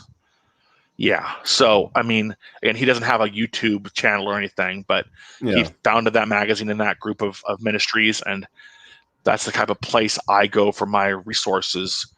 If I just want to point someone in a direction of somebody who is evangelical, but is more politically progressive because X, Y, and Z are important to them. Yeah. And again, I'm not looking for any individual to land where I'm at, because I'm kind of in a weird Right. spot. I'm in some Yeah. ways I'm evangelical, in some ways I'm a liberal Christian. In some ways, I'm almost theologically back to where I was as Jehovah's Witness. Because Huh. there's a That's couple of interesting. just weird things, like when you Yeah. die, I think you are dead until God resurrects you physically. That's the only honest way to read Jesus and that's the only thing they were thinking about was a physical resurrection. All the Yeah. spiritual resurrection stuff seems to be Platonic on grafting in the 300 years after the first apostles. Like you see some shades of it in the Apocalypse of Peter and the Shepherd of Hermas, which are a couple of apocryphal books from the mid to late first century that have a lot of the same spiritual qualities to me that the Bible does. I'm not going to say they're canon, but I love reading them and I get some inspiration from them. Yeah. But at the same time, those are definitely books that are starting to take seriously the concept that the soul is immortal in the kind of the weird way that Plato does in his Republic, in Book 10 of the Republic. It's like, you lead a wonderful, joyous, great, perfect, virtuous life, and then you are rewarded for a long time in this blissful place, and then because you've been had it so good for so many thousands of years or hundreds of years or whatever, when you go to select your next life, you're going to pick one where you're a tyrant or where you're a completely depraved person, and the person who was horrible and evil, but wasn't quite so bad as to deserve permanent destruction. They're going to learn from that and become a humble farmer or a swan, or like this, and that kind of cycle of concept in that way kind of gets merged with the resurrection concept of Christianity, of Judaism and early Christianity, and becomes what we have now. At least that's my historical reading of the way that both things came to come together, having studied both. And so I'm not comfortable with, Yeah. It sounds like you need to be putting your voice out there. If you're not finding too many people that land where you currently are. I mean, it sounds like there's a big void there, and you could definitely be filling it. So I would encourage you to somehow figure it out, whether it's just writing blog posts or books. It's easy for people to be self-published now. You need to be putting your thoughts out there because I think more Christians need to hear it, and people need to know that there's a wider spectrum of Christians out there. Yeah, and I'm now working 1 36 to 40 hour a week job with nothing else going on in my life. Like for the last 5 years, I've been taking care of my mother's wife, who was just recently passed, and crisis managing everything else in the world, and just trying to take care of family stuff that was on fire. Well, you got to all the take time I was care in of family Arizona. stuff. Yeah, exactly. And so I'm now coming to my own where I'm like, really, I've been engaging with this stuff for 5 or 6 years, and in a deep way, and for 10 years in a more broad way. Just on my own free time. And I'm like, there is a void there. And I feel like I'm not qualified to fill it, but at the same time, I think you are overly qualified to fill it, dude. Yeah, you are more qualified to be talking about this stuff than I think I am with stuff I talk about. So at the same time, sometimes the job just falls in your lap and you have to do it. And it maybe would, it's a divine sign. Yeah, maybe it is. And maybe even if it isn't something I'm being directly, quote unquote, as even just called to do, it's definitely something that is something I could do if I felt like I had to, or I felt like it was important enough to me. This is not something I'm being forbidden from doing. And I sometimes need to take the fact there's not a no there a little bit more as an encouragement to at least try. But that's me being, knowing my own, kind of weaknesses and whatever. So as I, now settle into a life where I can actually save some money up and get myself back fully out of taking care of family, and I can actually sit and systematically think about these things of engaging them as I have time. Maybe you're right. And I, 2.5 years ago, Kyle Curtis told me the exact same thing. I needed to have a YouTube channel. I'm like, now, maybe he's not the best person in the world to have told me that, given what's happened with his life since. But I mean, we're not going to talk about. but I've also, just like generally had really good feedback from people who definitely disagree with me when I've had conversations with them, and it's like, okay, and again, we will see, and I will let you know if I do something personally, and we'll see what happens. But I'm glad there's somebody like you out there who's left that type of evangelical culture, just kind of like saying, can we do better as humans? even if you are now an unbeliever who, doesn't, who's kind of this wishy-washy place where I think most people end up with, like, I don't know, but I don't think so. Yeah. And my thing is, I definitely think so, but I can't definitely say I know, because I'm being humble and human.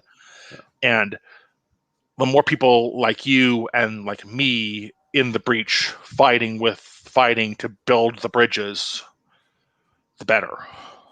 I agree, and that's why I think we need more voices like ours out there, instead of people who are just on the far end of either side, and that's not allowing for any discourse and definitely not peace. And that's why, like, for me, I'm not. First of all, I'm not trying to deconvert Christians. I'm not trying to take people away from Christianity. I want people to be better people.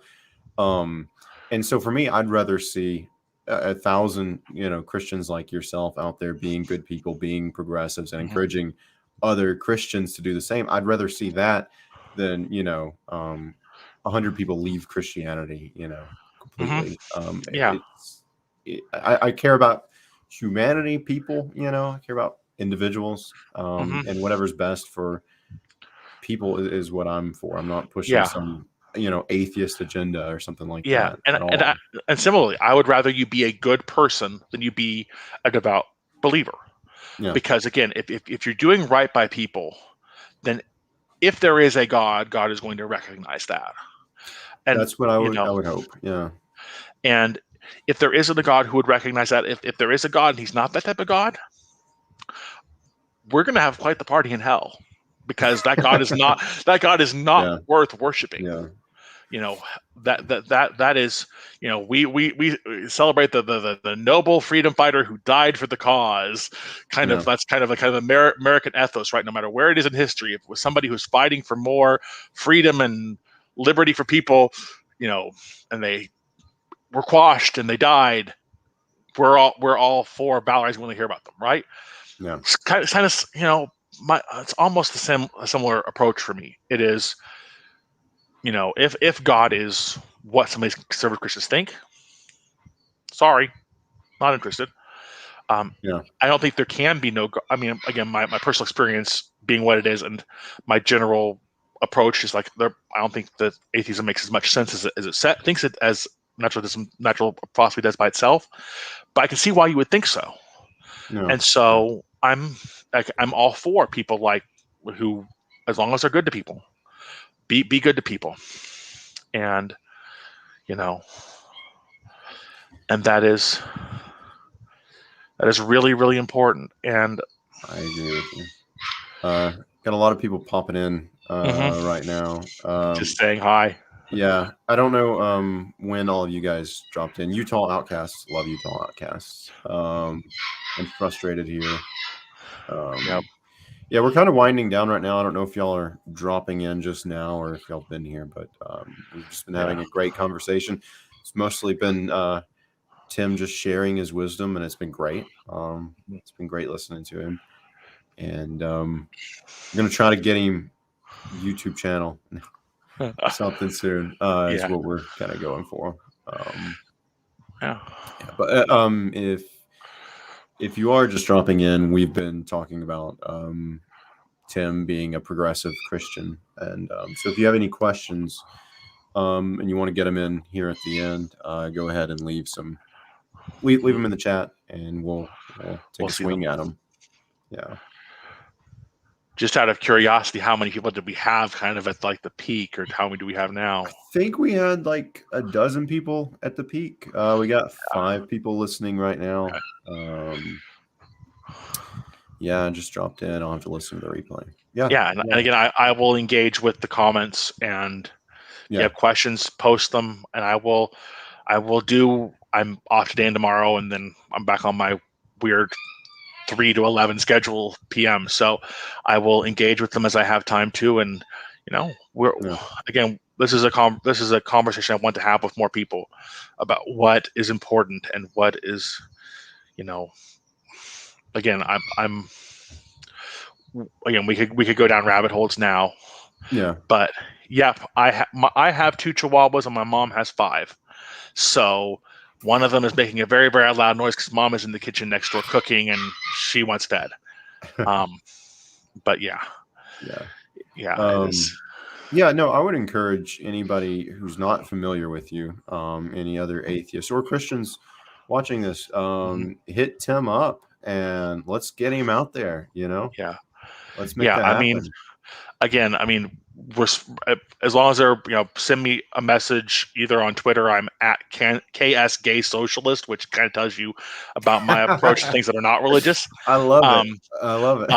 And kind of tells you everything about me except for my religious views. On that Twitter handle, my full name is Timothy. So Timothy Northrup Jr. is on Facebook. Again, send me a message before you send me a friend request and send me a message before you send me a friend request and say, hey, I saw you doing whatever and I want to chat with you. And if we've had a good conversation, I'll add you as a friend. But because I do a lot of my thinking has always been in writing. So I've got I haven't done as much in the last 3 or 4 years because family, but I have a whole huge backlog of my just gradual journey of becoming more and more, in some ways becoming more conservative, in some ways becoming more liberal over my entire faith journey lifespan since I joined Facebook in 2007. So, again, it's, I occupy this kind of weird synthesis. Like I was watching a Sean McDowell video with somebody who's telling him why he thinks progressive Christians and conservative Christians are two different faiths. I'm like, I can kind of see that, but I can also kind of see that I'm both. And so, again, you kind of just run the gamut there. And I think if we had more conversation about this and more bridge building, yes, exactly. Well, yeah. I mean, to the extent that I fit any of those types of stereotypes, yes. So. Yay, socialism. Yeah, but then we can get into politics, right? We could go and hold 2 hours about politics. Just me, because I am to the left of Bernie Sanders, but my first pick in the primaries last year was Pete Buttigieg, both because he's gay and because he seems to be the most capable person ever invented. Yeah, and that's what I want in my government. But but again, that kind of same rhyme, different reason, right? I mean, I am kind of this kind of weird contradiction who, is the most leftist, but kind of like one of the more centrist. And, that's kind of just the way everything kind of works with me. You fall into a very strange zone, but I absolutely love it. Like I love that you're there. And also Pete, I was going to vote for Pete. He was my first pick. I mean, it was a toss up with him and Bernie, but he dropped out before Alabama voted. So he wasn't on the Kansas ballot by the time Kansas got around either. Yeah. So I'm hoping he runs next time. I think it's either I think it's either 24 or 28. It's going to be the Democratic would be Harris Buttigieg. And again, we'll see. Politics is politics, and things will happen in 4 or 8 years. But this country is gradually changing religiously under the ground and politically under the ground, and things are always shifting and developing and becoming better in some ways and worse in others. And the ethic is to on all fronts, let the church be the church and do the church thing, which is take care of people and love people and build people up spiritually. Let the government be the government and provide the basic services and take and do it what its job is, protecting people and taking care of people in that way. And if we all just kind of agreed that we all just need to do the best we can in every single phase of being, again, that's starry-eyed idealism of the kind that is very much so Jesus and is very much so Confucius, is very much so all the major religious stars of history. Which is again is another reason for humility. But again, it's like, and all the major political risings are like where people called us to our better angels. And so, again, it's, if I am kind of a weird kind of all shades of gray, then I'm happy to be there. So, I think it helps everybody be a bit more reasonable when everything is when you see things on the spectrum like that, it helps Mm-hmm. people see that things aren't so black and white, Mm-hmm. and also helps people see that there is a difference in politics and religion, for example, or just Mm-hmm. like not all Christians are Republican, homophobic, Mm-hmm. whatever. Mm-hmm. There's a broad spectrum there. Yeah, there are people who take Jesus seriously who definitely disagree with that. And again, there are some, you don't run into many of them, but I've run into a couple people in my real life who are atheists who are far more conservative than I could ever imagine a Christian being. I can name a couple.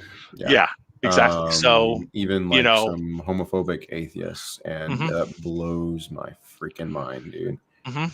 But again, we're Um, we're we're all humans, and we're all, whether you think we're the created in the image of God, or we're just evolution, or both, right? right? Which I Could be think both. both. I think both. But no matter what you think about that, you have to admit that we are both exquisitely beautiful and wonderful and great and brilliant and complete evil sociopathic idiots at the same time. You Oh know, man, you we're had me going in the first half. yeah, we're just both, Yeah, and maybe that's the beauty of it. Maybe that's the yeah, beauty of yeah. being physical in this world, and being, and yet having the mind to appreciate it in a way that, at least as far as we've run into, nothing else does. Mm, If there is a God, that God does, and if there isn't, then we're the only thing we've run into so far that does. And so maybe it's part of the contradiction. Maybe it's just part of God's plan to develop. I could get into my theology about what God's plan is for all of us in eternity. Um, but because I kind of see the kind of developing of humanity as being like, I take some of the bride, talk in the Bible very seriously. God is creating a huge number of people that cooperatively together can essentially be another him. Um, really? that's kind of the way maybe not literally so, Hmm. but like literally, like, but that's figuratively, that seems to be the kind of thrust, is like, I have all these beautiful, different, special little humans who are both great and horrible in their own ways, and I'm making them all better. I'm taking, and you know, maybe some of them, I tend to be closer to universalism, but maybe some of them will have to just cease forever because they're just irretrievably broken, and I'm sorry. But in the end, I will have this group of billions and billions of intelligent creatures. Maybe not all of them are human. I'll have Hmm. these creatures who are now collectively very much my equal. And, That you know, kind of, I mean, I don't want to cut you off short or anything. yeah. That kind of reminds me of what was it, the egg theory or Hmm. something? What is that? Where all of this is, which I think in that theory, it's more of a story than anything, I think. Yeah. But like everyone is God, everyone is the same person, and Hmm. when you hurt someone, you're hurting yourself in another life, and eventually, at Yeah, the end of the CGP Grey universe, has a way of telling that, okay, about how God is, somebody dies and they died in a car wreck, and they say, like, you know what, I'm God, and I'm talking to you about how your previous life went and how things are, and yeah, guess what? Next you're going to be a servant girl in 4th century China. And you are yeah, eventually going to be every single human being that's ever existed. yeah, And and when then you in the have, end, you will be yeah, such that, you know, you'll be full. yeah, I take a more communalist view of that, but I think there's a no, lot of yeah, beauty in those type of stories. I think yeah, the Bible's shading toward the same thing, um, hmm, in a kind of way where Islam is far more individualistic in that way. I think at its yeah, core, and Judaism is far more about with the country of the people of Israel itself. yeah, Um, and Hinduism and Buddhism have their own kind of just weird ways of expressing some of the same stuff, but I think we all have a different focus and we all have a different approach. And I think Christianity is the best one. I think this is the most true, but I'm by no means convinced that there's a there is a certainty that I am right, because there's just too much human experience and too many things to know. yeah. But That's when very you've got, wise when you've way of got looking at it. all these people kind of shading toward the same thing from very, very different angles, and one seems to do it better and clearer and sharper, go with that and build on that theory until you're proven wrong. Yeah. Yeah. So, but I think we're kind of naturally got to kind of a good spot here. Yeah, I think so. I think that was a great conversation. Yeah, I will seriously consider at least, I'm still in some sort of transition myself, but at least starting to write more again on my Facebook Yeah. or starting a blog or something, and we'll go from there. And I will keep Dallas apprised, and I will, if anybody starts following my Twitter or following my Facebook, you'll see. And who knows where we'll be in a year? Maybe in 6 months or a year, you'll be having this conversation on the channel that I've started because I hope I did the so. jump. I hope so. So, Yeah. Yeah. No, I think you do great. And I mean, you do you for sure, but mhm, I think you're a great natural mhm, conversationalist too. And you were saying yeah, that, you feel like you do better having a conversation with someone than just sitting in mhm, front of a camera or whatever. If that's the case, you just start your channel and you just have mhm, other people on and talk to them. Maybe find you a mhm, great co-host, mhm, somebody who you can bounce ideas off of really well. mhm. Um, that might Yeah, work out really well for you. yeah, and I've occasionally fiddled with kind of some ways of approaching. A couple people I know who seem to have that kind of conversational approach with the camera in other non at all this genre of Facebook. Hmm. And maybe with a few notes and a kind of idea, but not a strict script, I could pull that off. I will have to. I will have to if I get to that point. See, Yeah. but it will. It will. Life has surprised me every single day for the past 35 years. We'll get there. Uh, So, yeah. Well, if you do start your channel, come back to this video and drop a link to your channel, and I'll okay. pin it and everything. And All right. and just also everybody listening, go follow Tim on Twitter. I included a link in the chat, but I'll also put a link in the description for people who are coming here later and Mhm. listening. So it'll be there at the very top. People can find you that way, and you can keep everybody updated Yep. there. Very good. Thank you so much, good sir, Yeah. my friend. And we will, again, I will keep following and I'll keep you apprised. And thank you, everybody, for listening. Yeah. Yeah. Thanks everyone for showing up, and thanks to everyone who comes in later and listens. Hmm. And thank you most of all to Tim for having this conversation. It was Thank great. you. And All right. we'll be going off broadcast right now. Now.